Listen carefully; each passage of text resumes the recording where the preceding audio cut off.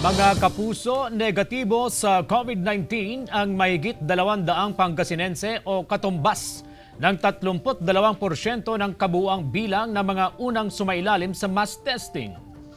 Narito ang report. Negatibo ang resulta ng COVID-19 mass testing sa 32% o katumbas ng 267 individual na unang sumailalim sa swab test sa Pangasinan. Bahagi lamang ito ng 843 na Pangasinense na sumailalim sa mass testing na isumiti na sa Baguio General Hospital and Medical Center ang lahat ng sample. By Wednesday, magre-resume na po ang next na second batch for the first wave ng ating mass testing. So mayroon kami muli 16 po na mga areas natin. Isa sa mga sumailalim sa test ang nagpositibo sa COVID-19. Ayon sa PHO, mula sa Asingan ang pasyente, galing sa Maynila ang pasyente at umuwi ng probinsya.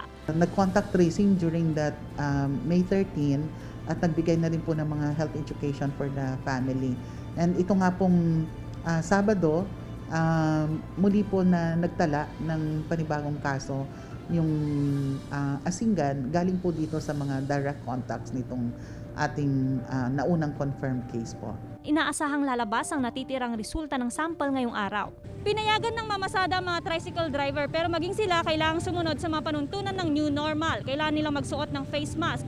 Bawal silang magsakay ng mga pasahero na hindi nakasuot ng face mask at dapat limitado o isa lamang ang kanilang sakay. Palaging may dalang alkohol.